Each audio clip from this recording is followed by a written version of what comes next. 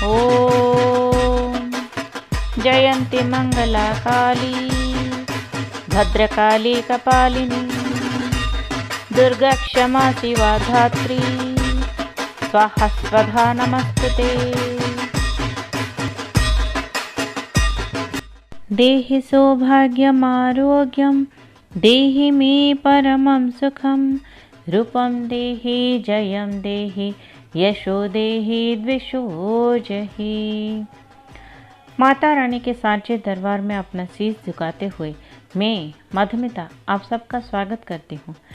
दोस्तों, जैसे कि हमने वादा किया था कि माता के स्वरूपों की चर्चा, माता की लीला का वर्णन, इन सब का हम भरपूर फ़ायदा उठाएंगे। आप सब यहाँ इसमें ज़रूर शामिल होंगे, तो इसलिए मैं आज फिर आपके सामने उपस्थित हुई हूँ और आप सबको निमंत्रण करती हूँ कि चलिए कुछ देर हम माता के भिन्न स्वरूपों के बारे में चर्चा शुरू करते हैं।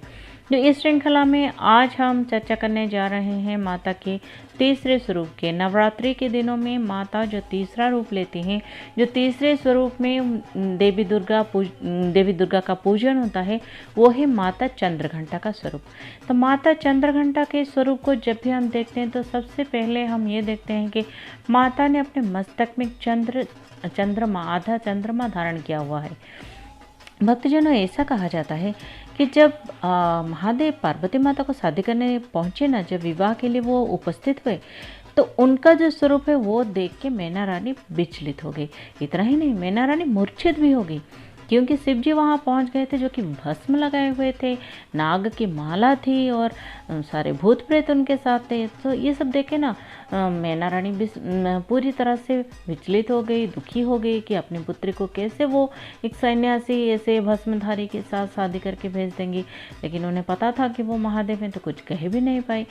अब उनके द्विधा को समझते हुए माता पार्वती ने अपनी भ्राता जो मानते थे वो श्री हरि विष्णु, उनको अपनी द्विधा बताई। तो श्री हरि विष्णु ये सब समझते हुए उन्होंने महादेव शिव शंकर को इतने सुंदर, इतने सौम्य रूप से सजा दिया कि वो बहुत ही सुंदर होकर माता पार्वती को शादी करने आके विवाह मंडप पर पहुंच जाते हैं। तो मैना रानी खुशी खुशी अपनी पुत्री की विवाह उनके साथ कर देती है। तो उनका जो ये स्वरूप था, इसको चंद्रशेखर महादेव का स्वरूप भी माना जाता है। तो चंद्रशेखर महादेव का दूसरा एक और नाम चंद्रशेखर भी है, क्योंकि वो चंद्र को धारण करते हैं। तो ऐसा माना जाता है कि जो चंद्रघंटा माता है वो अपने पति के पदानुसरण करते हुए चंद्रदेव को धारण करती है। माता की ये जो चंद्रघंटा स्वरूप है, यहाँ पे हम और एक बात देखते हैं कि वो बहुत ही बड़े घंटे को पकड़ी हुई हैं। तो ये जो घंटा होता है, कहा जाता है कि देवी माता ने जब महिषासुर का वध किया, या फिर जब वो दैत्यों के संहार के लिए निकलते हैं, तो इसके लिए कि बुराई को पता चल रहा है कि अच्छाई आ रही है, माता अपने आने की ध्वनि सबको सुनाने के लिए इंद्रदेव ऐरावत से उतरकर माता को वो घंटा देते हैं। कहा जाता है कि जैसे माता को सारे देवताओं ने अपना अस्त्र शस्त्र दिया था, तब इंद्रदेव की ओर से माता को घंटा मिलता है, जो कि वो बजाते हुए जब निकलती है ना युद्ध के लिए, तो जो भी बुरी आत्माएं हैं, जो भी असुर हैं, दैत्य हैं, तो सबको एक भय सा उत्पन्न हो जाता है कि नहीं, माँ अभी पधार रही हैं, ऐसा कहा जाता है। मगर एक बढ़िया सी एक पौराणिक कथा भी है माता चंद्रघंटा के बारे में। आज चलिए हम वही सुनाते हैं आपको। जब महादेव पार्वती के साथ विवाह बंधन में बंध गए ना, तो वो दोनों कैलाश को आ जाते हैं। तो माता जब आके कैलाश पहुंचती है, वो क्या देखते हैं कि उनका जो गुफा है, जो कैलाश का गुफा होता है, तो कैलाश के गुफे के अंदर वो मकड़ी का जाला, सूखे पत्ते, ऐसे सब कुछ पूरा एक ढेर बन के पूरा बिखरा हुआ पड़ा है। तो जैसे कि अगर हम लौकिक दृष्टि से देखें तो माता सती के रूप में उनका निधन हुआ, फिर माँ शैलपुत्री हुई, फिर माँ ब्रह्मचारिणी हुई, और अभी माता चंद्रघंटा मतलब माता पार्वती अभी आई है महादेव के साथ विवाह करके। तो वो एक एक करके सीढ़ी चढ़ते हुए हमें समझाने का प्रयास है कि क्या क्या होता है, एक जीवन में कैसे कैसे बदलाव आते रहते हैं। तो जैसे ही माता देखती हैं कि उनका घर इस तरह से अस्त व्यस्त होके पड़ा है, तो वो वैसे ही शादी के वो दुल्हन के लिबास में ही वो एक झाड़ू लेकर शुरू हो जाती हैं साफ सफाई करने के लिए। और महादेव को कहती है कि आप थोड़ा जाके विश्राम कीजिए। तो मैं जैसे ही मैं साफ़ सफाई करके सब कुछ अपने अपने सब कुछ व्यवस्थित कर दूंगी, फिर आप आ जाइएगा।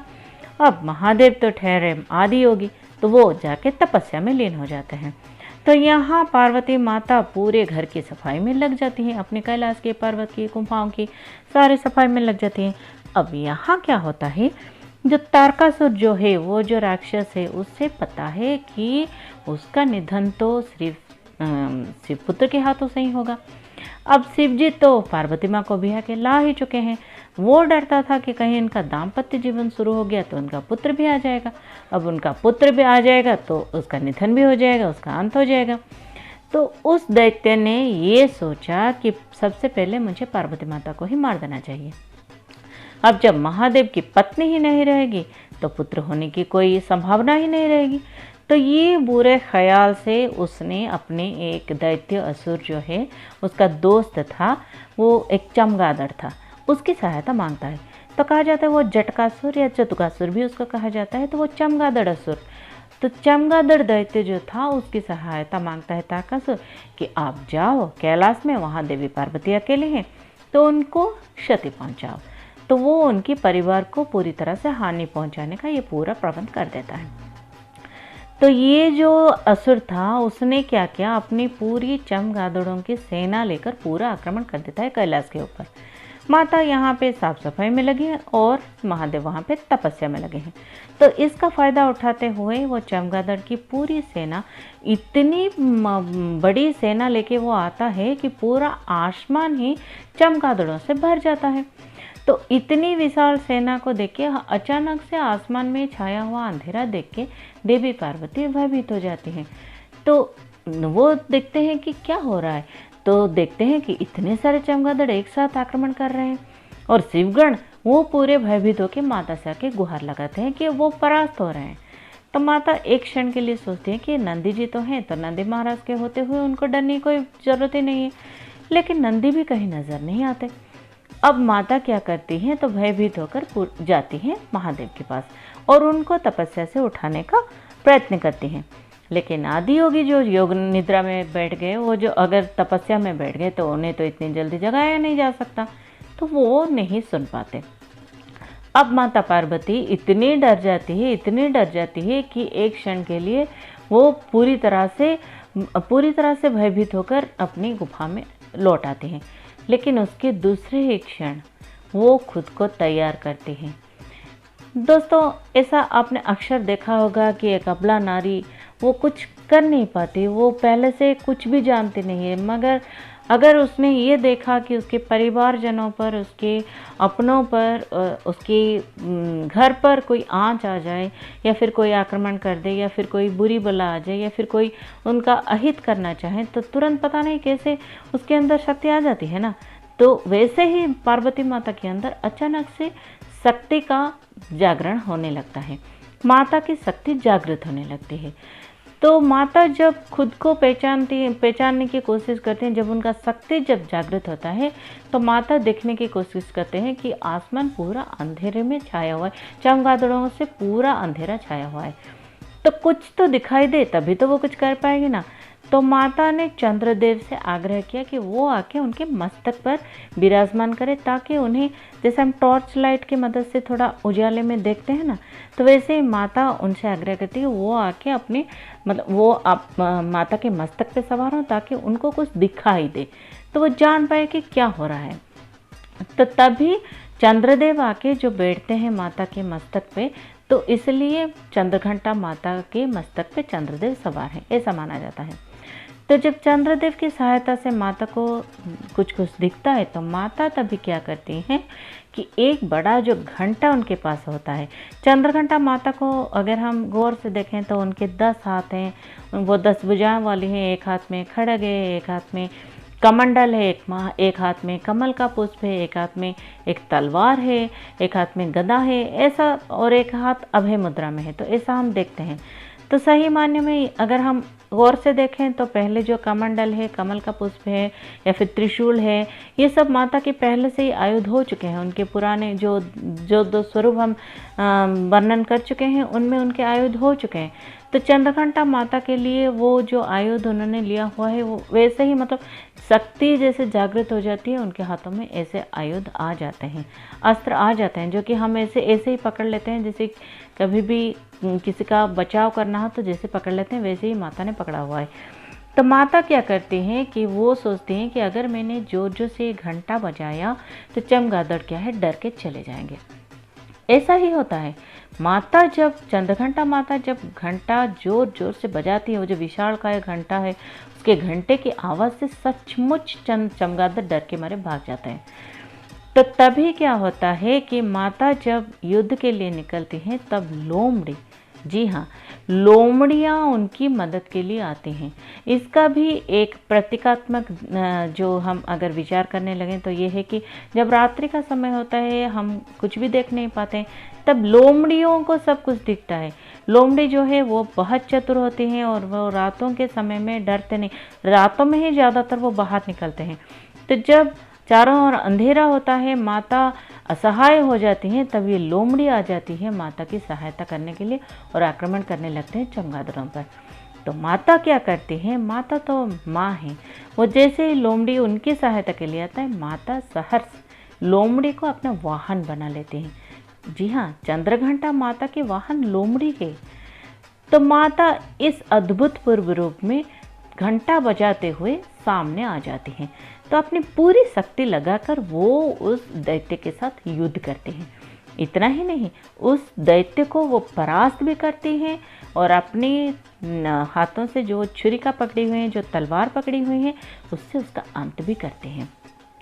इसके साथ साथ प्रकाश भी फैलाता है और कैलाश पर आया हुआ संकट भी दूर हो जाता है। सारे शिवगण, सारे जो ऋषि मुनि होते हैं, सारे जो देवी देवता होते हैं, सब आके माता के गुणगान करने लगते हैं। और कहा जाता है कि तभी महादेव भी अपनी योग निद्रा से उठ के आते हैं, तपस्या भंग करके आते हैं और वो माता की बहुत ही ज़्यादा प्रशंसा करते हैं, क्योंकि माता खुद को अभी पहचान चुके थे। माता असल में महादेव की अर्धांगिनी है, वो उनकी आदि शक्ति हैं। माता ही इस पूरी ब्रह्मांड की रचयिता है। माता अगर अपनी शक्ति नहीं पहचानेगी तो कौन पहचानेगा। तो महादेव देवी के इस दिव्य स्वरूप को उसी समय चंद्रघंटा के नाम से अभिहित कर देते हैं, जिस स्वरूप का हम आज पूजन करने जा रहे हैं। तो महादेव उस वक्त देवी की प्रशंसा करते हुए सारे नारियों को, नारी जात को, मतलब सभी महिलाओं को ये वरदान देते हैं कि कभी भी अगर उनके परिवार वर्ग पर, उनके अपनों पर या फिर उन लोगों पर जो कि उन्हें बुलाएं, जो उनके ऊपर निर्भरशील हैं, उनके ऊपर कोई भी संकट आए तो नारी अचानक से शक्ति का स्वरूप, शक्ति धारण कर लेती है। नारी के अंदर की शक्ति वैसे ही जागृत हो जाती है, जो हमारे साथ भी बहुत बार होता है, अक्सर होता है। हम सभी जान पाते हैं, कभी कभी अनजाने में भी कर देते हैं। तो माता ऐसी शक्ति स्वरूपा हैं जो कि सोई हुई थी, जिनकी शक्ति को वो पहचान नहीं पा रही थी, लेकिन अचानक से उनकी शक्ति धीरे धीरे जागृत होने लगता है। भक्तजनों, ऐसे मान्यता है कि माता का ये जो स्वरूप है ना, वो मणिपुर चक्र में स्थित है, जो कि अपनी शक्ति को पहचानने का प्रथम कार्य करता है। और माना जाता है कि माता का जो आधिपत्य है वो शुक्र ग्रह पर है। तो शुक्र ग्रह का भी जो कहा जाता है ज्योतिष शास्त्र में, वो दाम्पत्य जीवन, वैवाहिक जीवन से जुड़ा हुआ होता है। ब्रह्मचारिणी माँ जहाँ पर मंगल की आधिपत्य है, वैसे शैलपुत्री माँ चंद्र की आधिपत्य, चंद्र का अधिपति है। तो वैसे ही ये जो माता हमारी चंद्रघंटा है, वो शुक्र ग्रह की आधिपत्य स्वीकार कर चुके हैं, मतलब उनके अधीन में शुक्र ग्रह है, ऐसा माना जाता है। तो दोस्तों, चंद्रघंटा माता जो कि हमारी अंदर की शक्ति को जागृत करते हैं, तो उनकी आराधना हम करके आज इतना ज़रूर जान पाए हैं कि हमारे सब में, हम सब के अंदर कुछ ना कुछ शक्ति ज़रूर है। समय आने पर उस शक्ति का हमें एहसास होता है, बस, और कुछ नहीं। वरना हम महसूस भी नहीं कर पाते हैं कि हम सब में कोई शक्ति है भी या नहीं। मगर ये बात ज़रूर है कि माता चंद्रघंटा की आराधना करने से माँ अपना घंटा बजाते हुए अपने विकटाल स्वरूप में हमारी रक्षा करने टूट पड़ के आ जाएगी। मतलब उसी समय जैसे भी जहाँ पे भी होंगी वो दौड़ी चली आएंगी। इतना आश्वासना जरूर हमें मिलता है। तो देर किस बात की है भक्तों, चलिए अपनी दिल से मन से जोर लगाकर हम क्यों ना एक बार कह दें, हे शेरा वाली माता तेरी सदा ही जय हो।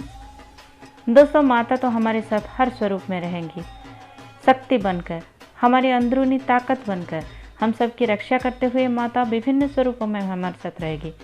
मगर आज के लिए हम विदा लेना चाहेंगे। ऐसे ही माता की लीला के वर्णन की श्रृंखला में जल्द ही आपके सामने फिर से उपस्थित होंगे। मगर अभी के लिए आज्ञा दीजिए।